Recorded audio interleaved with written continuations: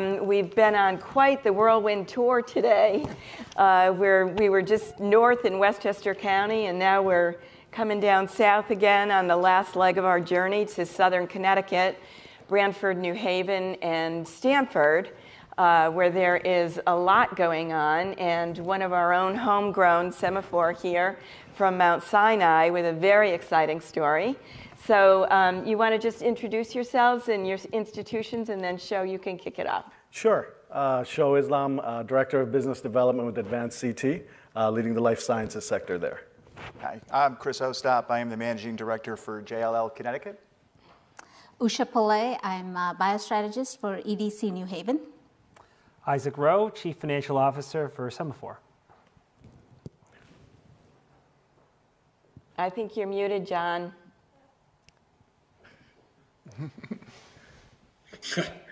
I'm John Soderstrom. I'm the former Managing Director of the Office of Cooperative Research at Yale University.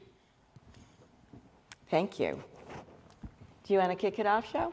No, just glad to be here again. Seeing the cooperation that's going on between the states is really fantastic because, as I said earlier, we can certainly compete, but cooperating also works to make our pies bigger so we all can have a win-win situation. Maybe I would just pass it on to John to get us started. Just what he's seeing, from Yale and the area there as it relates to R&D and what we've seen, especially over the last 5 years, to get us kind of started and where things stand right now. Yeah, we've heard that research is the engine. Go ahead, John. No, happy to do that. The thing that many of you probably aren't aware of is just the level of activity that actually is happening up in the Connecticut area. We may be a small state, we may be halfway between Boston and New York, but there's a tremendous amount of activity that's been occurring. But I want to put this in perspective. First of all, people need to recognize that Yale is the fourth largest recipient of NIH funding in the life sciences. That makes us among the 5 leading academic medical centers in the world.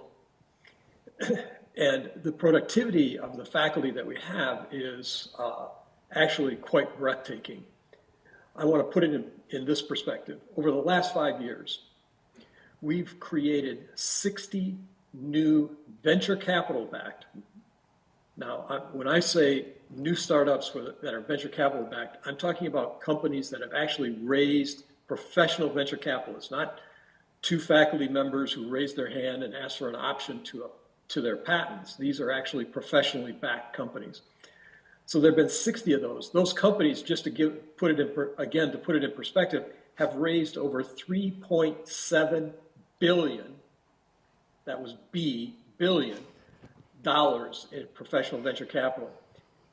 Probably more importantly, 6 of those have actually had initial public offerings on NASDAQ or the New York Stock Exchange. So the thing that's interesting right now, that's probably the most important for you, is that we currently do not have adequate lab space available for our startup companies.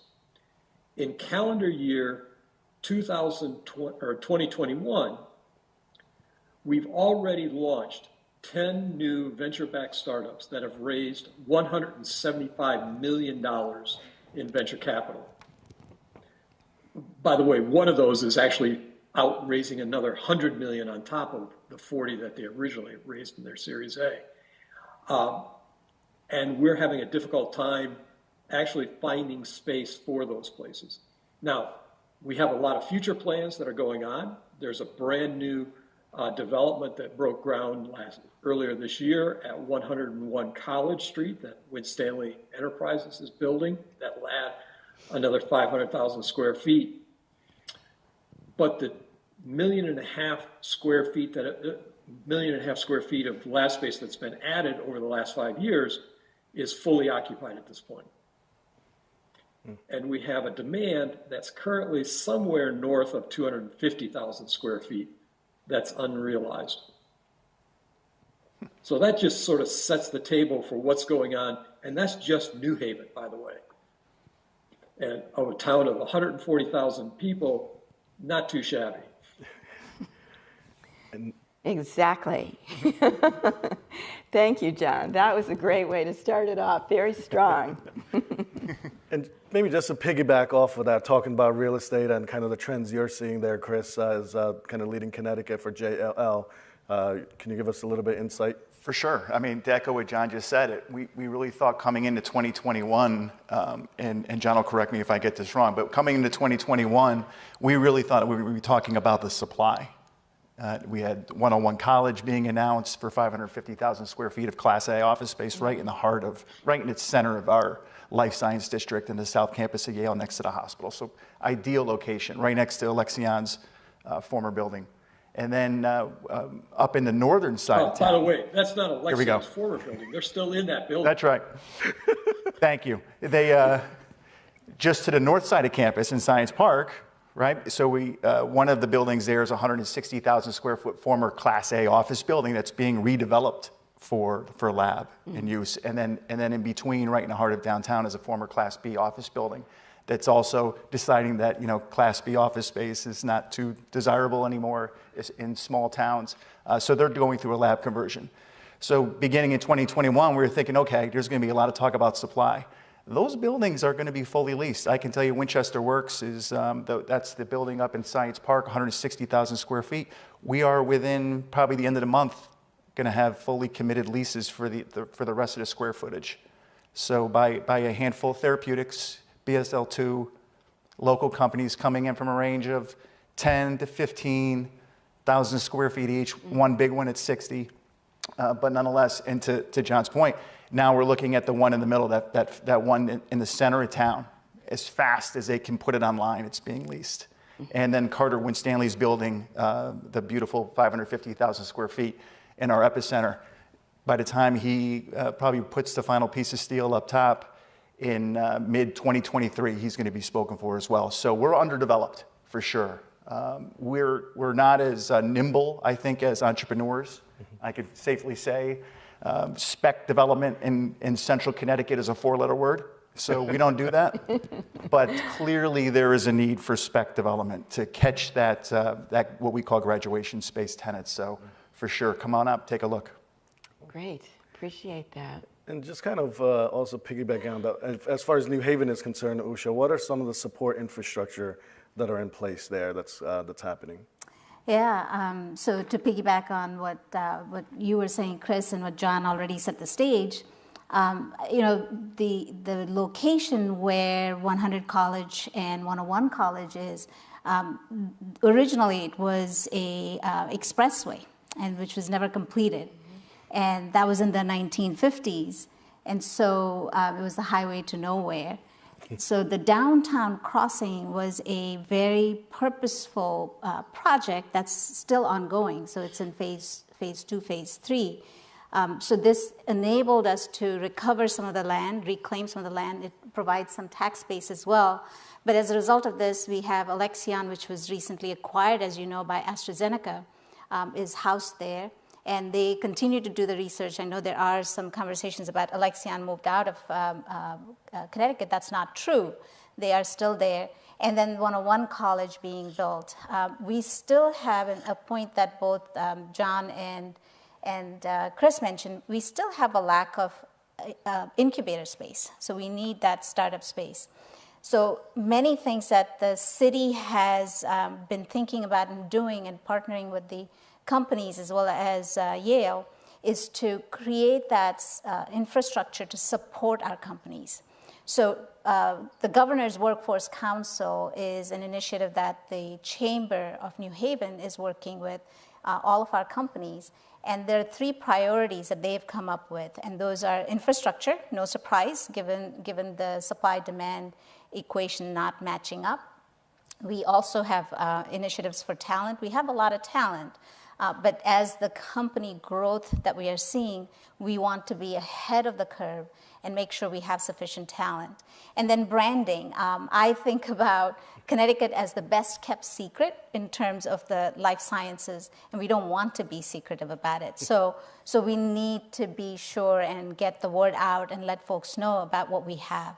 So that's from that aspect. And then the other piece that I want to mention is we talked a lot about earlier today about how to engage the community.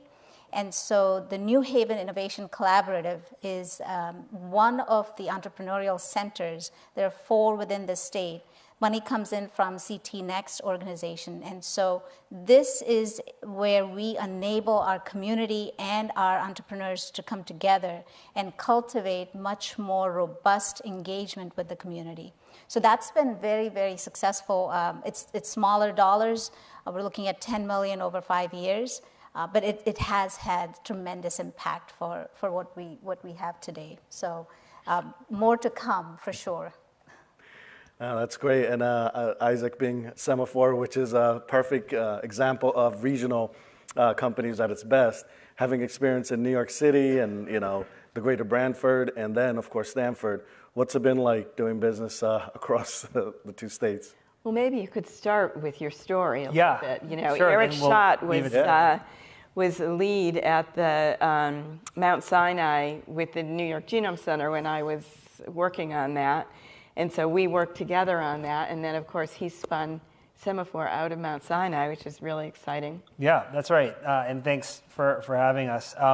So Semaphore is a healthcare company focused on bringing AI and genomic technologies into routine healthcare. And as many of you may know, there have been incredible advances in those disciplines. But for anyone who's been to the doctor lately, you probably wonder, you know, when is it going to come to my neighborhood? And so a lot of what we're trying to do is to translate all these advances into day-to-day care. And the genesis for that idea was our founder, Eric Schott, who was, you know, this visionary guy that I happened to know in my prior life.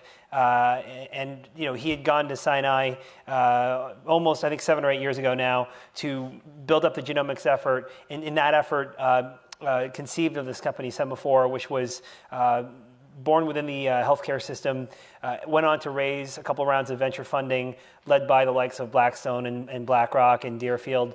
And that effort spun out the company ultimately in 2017. And earlier this year led to a public offering. So we're now a public company through a SPAC transaction. And so now we are today, just for rough numbers, about 1,100 people strong with about $2 billion market cap. Last year, revenue about $180 million, and from a real estate footprint, about 200,000 square feet of space, half of that in a lab setting, the other half in office space, and a decent chunk of that is actually still here in New York City, which I'm happy to talk about. But the majority of our operations are in Connecticut. We're a Connecticut company, but still with very strong New York City roots, and expect to remain that way for the foreseeable future. Yeah, so just, I mean, that's interesting because one of the reasons New York, you know, increased its focus on growing this industry is because it was losing all of its companies. So maybe you can just talk a little bit about the process you guys went through to find your way to Connecticut and what you've got left in New York, maybe what the relationship is there, and then describe, you're in Stamford and you're in Branford, right? Yes. Yeah, so. Yeah, so if you tease apart a little bit, like, what is this company? What do we do? There are, of the 1,100 people, several hundred laboratorians in a large facility doing cutting-edge genomics testing, and that's an effort that is capital intensive and requires a large physical space. And so Connecticut, we were really glad to partner with them both at the state and local levels to find a space that worked in Stamford and be a part of the revitalization in this area called Harbor Point. So a lot of our physical presence is dependent on space. Now, having said that, we have also a huge amount of talent, almost 200 people who are essentially computational biologists. What is that? It's people who are really good with math and science at the same time, and those people, many of them are based in what you would consider to be conventional office space, and then on top of that, we have over 100 people that are essentially software engineers. And those people in particular are of the stripe that you might expect from a Google or another tech company. And as we thought about building the franchise over time, it was really clear to us that strategically, we need to maintain a very strong footprint in New York City. That's where the talent is. And as much as we'd love to talk about science, it's also about talent. And for us, having that access, being in Manhattan, in fact, we're to the neighborhood, really focused in sort of the Silicon Alley, the Union Square area, because we want to be able to draw people from Brooklyn, from New Jersey, from Westchester, all over. So it's really a very focused effort from us to be present here. And then, of course, we've got our ties with Sinai, which will never go away. And that's another group of people with whom we interface regularly. So where is your office in Manhattan? Yeah, it's 200 Park Ave South, so it's right above the, I think, former Petco in Union Square, and so we're actually right now evaluating space for next year. That lease expires in 2022, and we are, intending to stay in Union Square, but trying to do that while juggling the same things that a lot of companies are juggling, which is we are growing, but how much space do we need, and hoteling, and all these fun topics, are front and center for me because we're trying to skate to where the puck is going here a little bit, but our growth plans are pretty ambitious. Yeah, that's really interesting. Very interesting story. I'm sure there must be some questions from our audience. This is our last panel, your last chance to kind of pick the brains of the experts here. Everybody's shy today.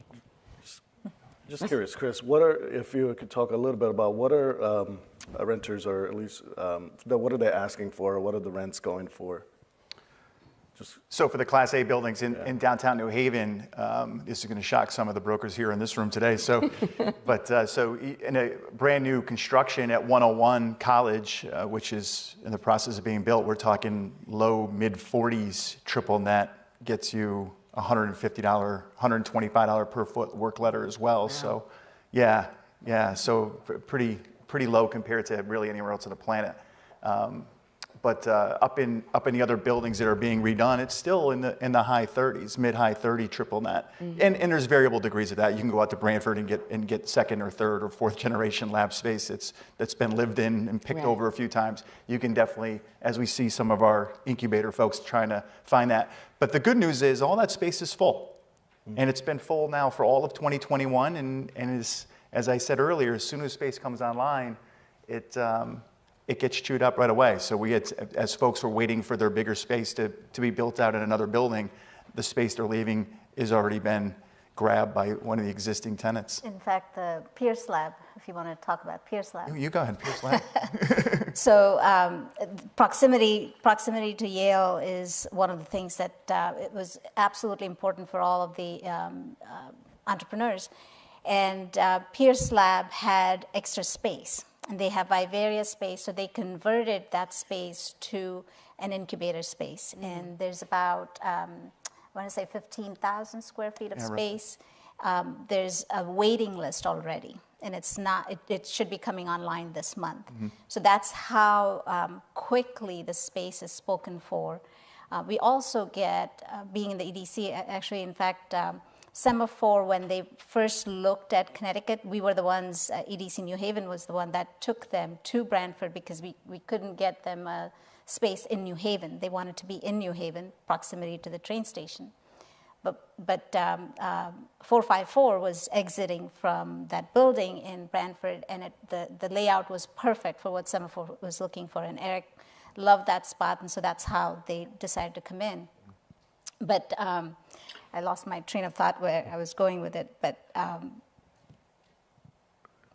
Well, Usha, while you try to recover your train of thought, one of the things I think that people might not notice is that the second, third, and fourth generation DNA sequencing technology all came out of Branford, Connecticut, all developed by Jonathan Rothberg. You just mentioned 454 as one of those companies. But we have been the home of DNA sequencing for the last 20 years, and I think it's something that people don't fully recognize, the level of innovation that is going on. Completely agree, John. And I think that is continuing even now with the amount of growth that Jonathan has done in Guilford with some of the newer technologies. Correct. Yep. Mm-hmm. And I'll say, that innovation has kind of come full circle because Semaphore runs, I think, the second largest fleet of sequencers in a clinical production sense on the Eastern Seaboard. It's really MIT and us that are doing the most clinical genetic testing out there on these technologies. So we're really supportive of any innovation that can be in and around us. We're active consumers of it, and we actually, as part of our relationship with Sinai, continue to look at what are the great technologies coming. How can we work together with our combined sort of interests in purchasing power to take advantage of those innovations. So, whenever we can be supportive of the local ecosystem, we want to be.